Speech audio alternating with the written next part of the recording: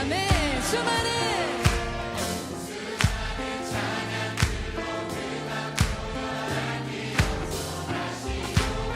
우리 다시 한번요. 가사를 깊이 생각하며 내 마음에 주야한 찬양과 사랑 어떻게 표현할 수 있나. 수많은 찬양들로 그만 표현할 길 없어 다시 고백합니다. 아멘. 주 사랑해요. 주 사랑해요 온 맘 다하여 말로 다 할 수 없어 주 사랑해요 찬양 받아 주소서 수많은 멜로디와 찬양들을 드렸지만 다시 고백하길 원하네. 주님은 나의 사랑 삶의 중심 되시고 주를 찬양합니다 우리 한 번 더요. 수많은 멜로디와 찬양들을 드렸지만 다시 고백하길 원하네 주님은 나의 사랑 삶의 중심 되시오니. 샬롬, 우리 예배자 여러분 반갑습니다.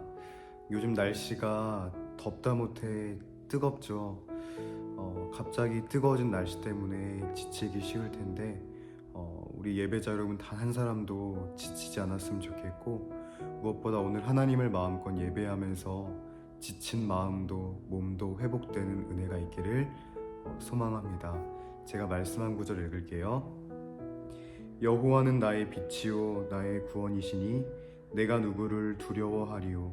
여호와는 내 생명의 능력이시니 내가 누구를 무서워하리요. 아멘. 우리 함께 사도신경으로 신앙을 고백하겠습니다. 나는 전능하신 아버지 하나님 천지의 창조주를 믿습니다. 나는 그의 유일하신 아들 우리 주 예수 그리스도를 믿습니다. 그는 성령으로 잉태되어 동정녀 마리아에게서 나시고 본디오 빌라도에게 고난을 받아 십자가에 못 박혀 죽으시고 장사된 지 사흘 만에 죽은 자 가운데서 다시 살아나셨으며 하늘에 오르시어 전능하신 아버지 하나님 우편에 앉아 계시다가 거기로부터 살아있는 자와 죽은 자를 심판하러 오십니다. 나는 성령을 믿으며 거룩한 공교회와 성도의 교제와 죄를 용서받는 것과 몸의 부활과 영생을 믿습니다. 아멘. 우리 함께 영상 활용해서 같이 찬양하겠습니다.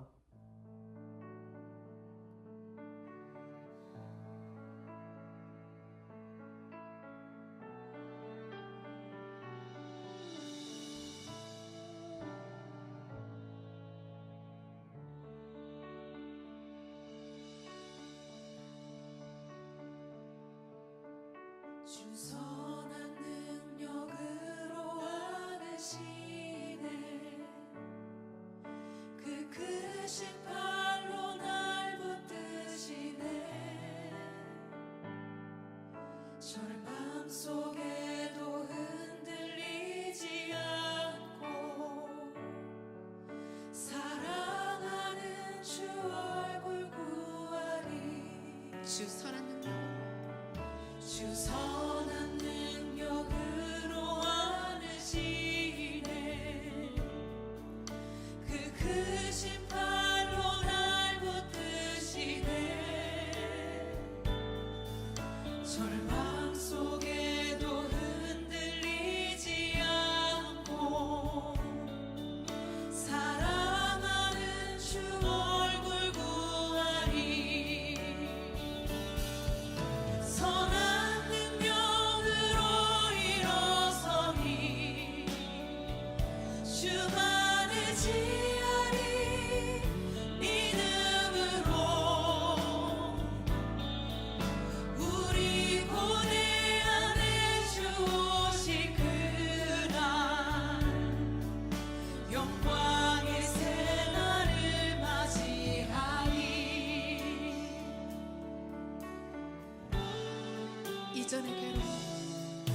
이전의 괴로움 날 애워싸고 고난의 길을 걷는다 해도 주님께 모두 맡긴 우리 영혼 끝내 승리의 날을 맞으리 선한 능력으로 일어서리 주 안을 지하리 믿음으로 우리 고뇌 안에 주 오실 그날 영광의 새날을 맞이 목소리 높여서 네, 주기도로 같이 기도하겠습니다. 하늘에 계신 우리 아버지, 아버지의 이름을 거룩하게 하시며 아버지의 나라가 오게 하시며 아버지의 뜻이 하늘에서와 같이 땅에서도 이루어지게 하소서. 오늘 우리에게 일용할 양식을 주시고 우리가 우리에게 잘못한 사람을 용서하여 준 것 같이 우리 죄를 용서하여 주시고 우리를 시험에 빠지지 않게 하시고 악에서 구하소서. 나라와 권능과 영광이 영원히 아버지의 것입니다. 아멘. 우리 함께 말씀 찾을게요. 오늘은 또 두 군데를 찾아야 되는데 하나는 출애굽기 20장 15절 한 군데 하고 좀만 넘기면 출애굽기 22장 1절로 4절까지 이렇게 두 군데 함께 읽겠습니다. 먼저 20장 15절입니다. 짧아요. 네, 시작. 도둑질하지 말라. 아멘.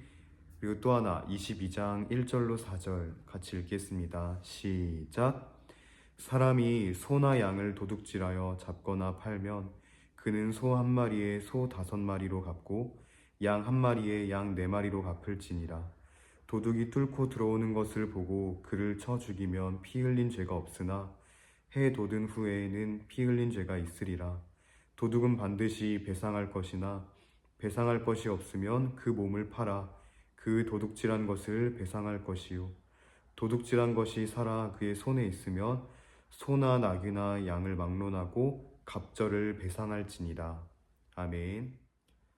여러분 혹시 남탕과 여탕의 차이가 있다는 거 아시나요? 여탕에 들어갈 때는 이제 수건을 2장만 주고 남탕에 이렇게 남자들이 들어갈 때는 이렇게 무한정 사용할 수 있게 해준다. 그리고 치약도 여탕에서는 이제 끈으로 묶어두고 그 자리에서만 쓰게 하고요.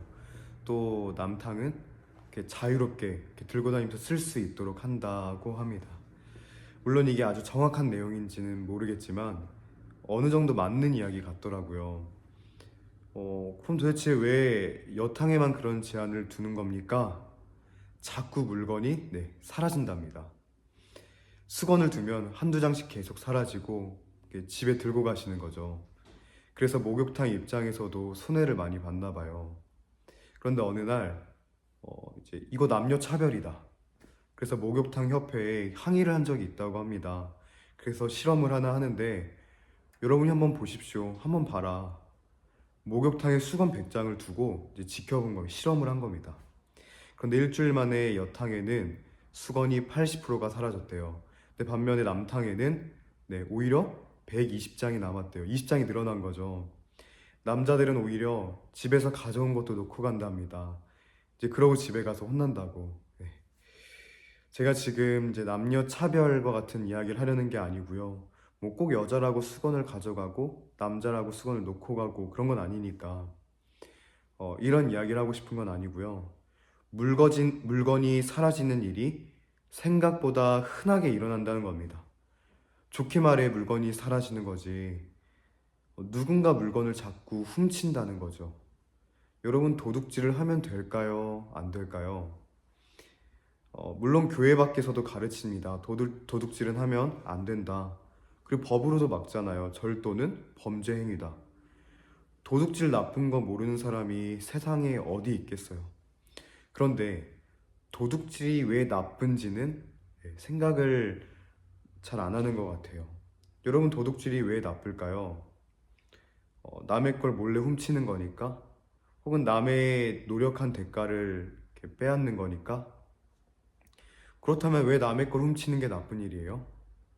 결국 똑같죠. 생각해보니 이처럼 도둑질이 나쁜 건 알겠지만 어떤 의미로 나쁜지는 잘 생각해보지 않는 것 같습니다. 그래서 오늘 말씀을 통해 같이 좀 고민해 보려고 해요. 본문을 보면 하나님도 이제 십계명을 통해 그 백성에게 가르쳐 주시거든요. 절대로 이웃의 것에는 손을 대지 말아라. 다 알 법한 이야기인데도 또 알려주셔요. 왜 이렇게까지 알려주실까?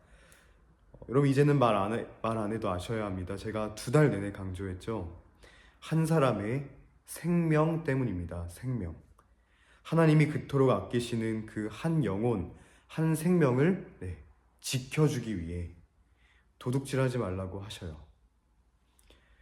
도둑질은 이제 상대방의 소유를 빼앗는 행위잖아요. 그런데 그 소유를 뺏는 것이 도대체 왜 생명과 관련된 일이지? 궁금하시죠?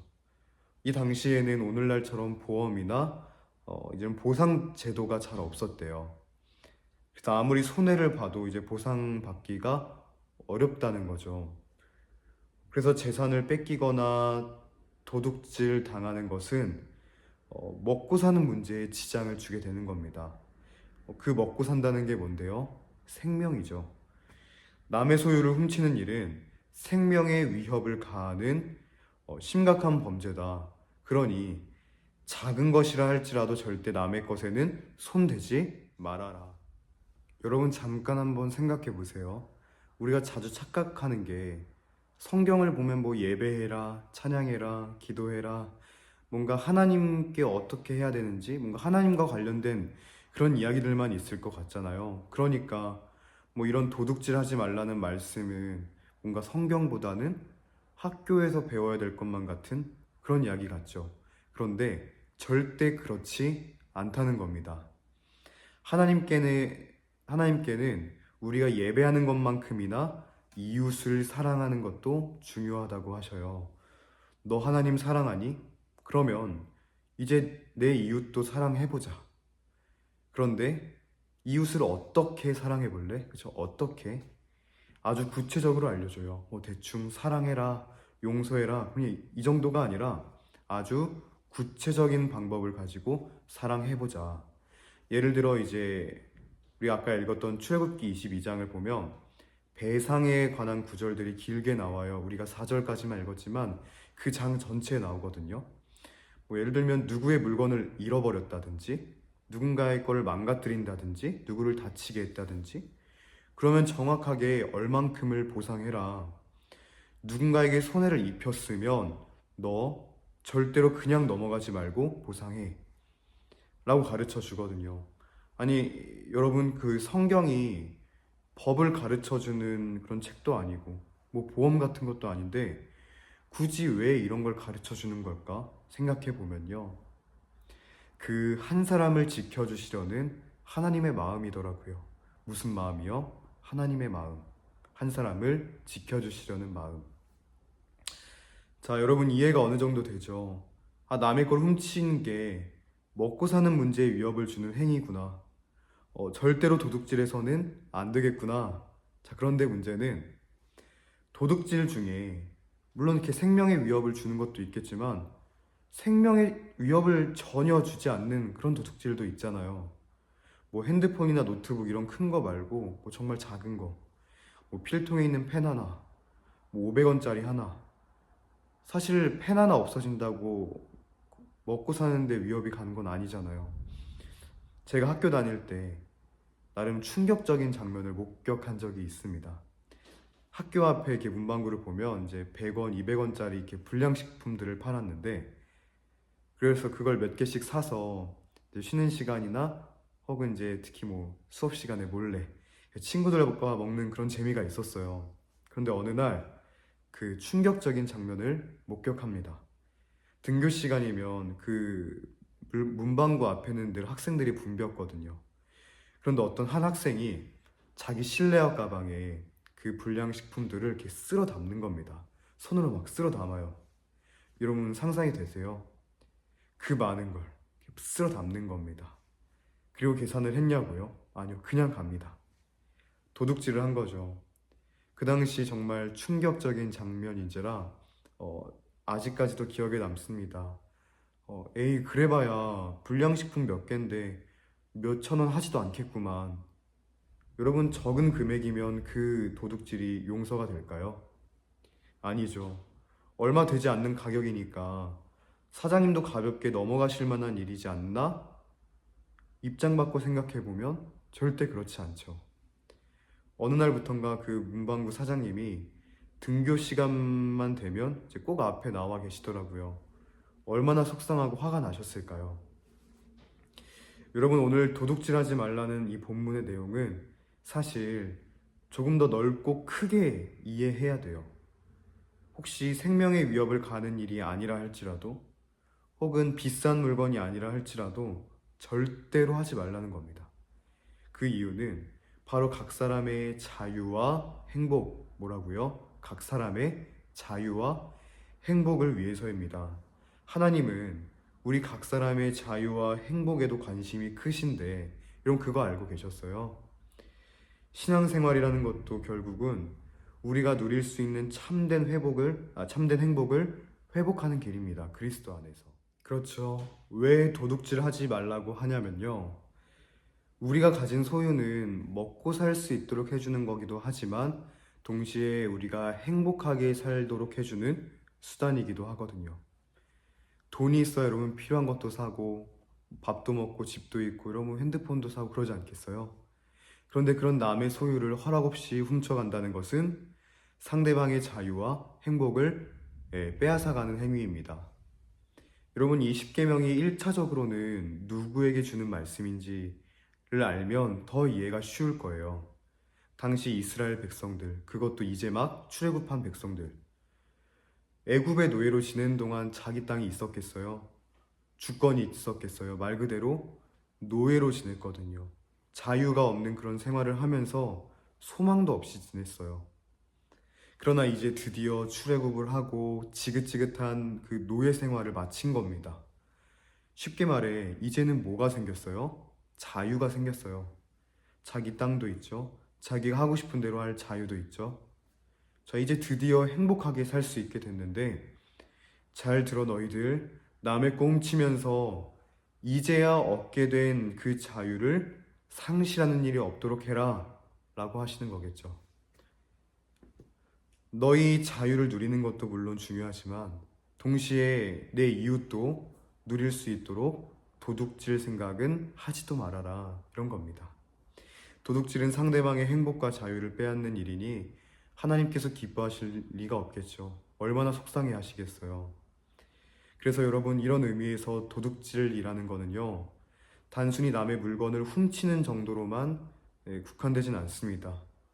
어디서 물건 훔친 적이 없다고 해서 나 도둑질 안 했다 라고 자신 있게 말할 수 없다는 건데요, 남의 물건을 빌려서 돌려주지 않는 것도 도둑질이겠죠.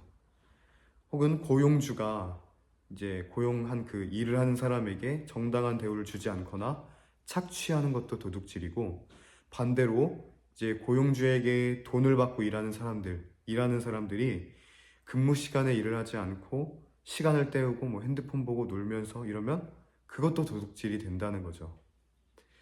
또 혹은 공적인 재정을 사적으로 사용한다든지, 물건을 팔 때 조금 더 돈 벌어 보겠다고 속여서 판다든지, 과장해서 광고를 한다든지, 그리고 정당한 대가를 지불하지 않고 뭐 불법 다운로드나 뭐 이런 것도, 누군가의 자유와 행복을 앗아가는 이런 모든 것들이 결국에는 도둑질에 해당된다는 겁니다. 상대방의 행복을 훔치는 거잖아요. 알고 보니 저와 여러분도 은연중에 누군가의 소유를 도둑질하고 있진 않았을까 생각해보면 참으로 무서운 이야기 같습니다. 말씀을 정리할게요. 사랑하는 예배자 여러분, 도둑질하지 말라고 말씀하시는 이 하나님의 마음을 우리가 여태 배웠습니다. 도둑질하는 것이 단순히 돈 몇 푼 잃게 하는 그 정도가 아니라 때로는 누군가의 생명에 위협을 주기도 하고, 또 때로는 누군가의 자유와 행복을 앗아가기도 한다는 건데요. 그 한 사람을 그토록 지켜주고 싶어 하시는 하나님의 마음을 기억합시다. 하나님은 우리가 나 중심으로만 살아가는 그런 삶을 더 넘어 성숙하기를 원하시거든요. 눈을 들어서 다른 사람 혹은 우리의 이웃도 바라볼 줄 아는 우리 믿음의 사람들 되시기를 축복합니다. 하나님의 마음을 알아 우리 주변의 이웃을 살피고 행복하게 해줄 줄 아는 멋진 그리스도인들 되시기를 다시 한번 예수 그리스도 이름으로 축복합니다. 기도하겠습니다. 하나님 아버지, 지난 한 주간의 우리 군 생활도 안전하게 지켜주시고 훈련과 또 열악한 기후 가운데 또 근무 여건 가운데 지친 우리의 몸과 마음을 회복시켜 주시니 감사합니다. 무엇보다 오늘 말씀과 기도, 찬양 모든 예배 순서를 통해 하나님을 더욱 가까이 하게 하시고 그 안에서 위로와 쉼을 얻는 우리 모든 예배자들 되도록 인도해 주옵소서. 하나님 아버지, 오늘 배운 말씀처럼 도둑질하지 말라는 그 말씀을 기억합니다. 누군가의 생명을 소중히 여겨주고 그리고 그 사람의 자유와 행복까지도 지켜주는 우리 모든 멋진 그리스도인들 되도록 인도하여 주옵소서. 예수 그리스도 이름으로 기도합니다. 아멘. 네, 우리 마지막 찬양 부르고 축도로 예배 마칩니다.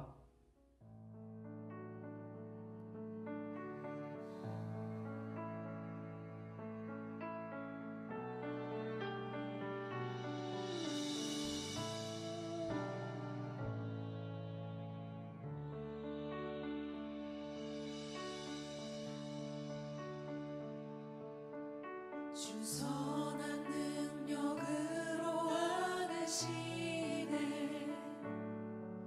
그 크신 팔로 날 붙드시네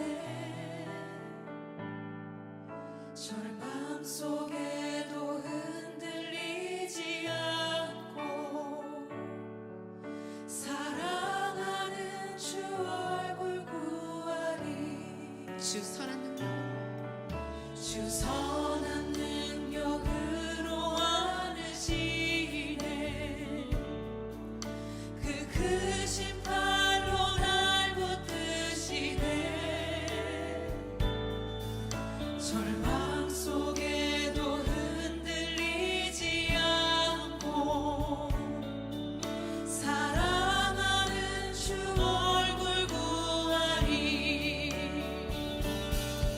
선한 능력으로 일어서니 주만을 지하리 믿음으로 우리 고뇌 안에 주 오실 그날 영광의 새날을 맞이하리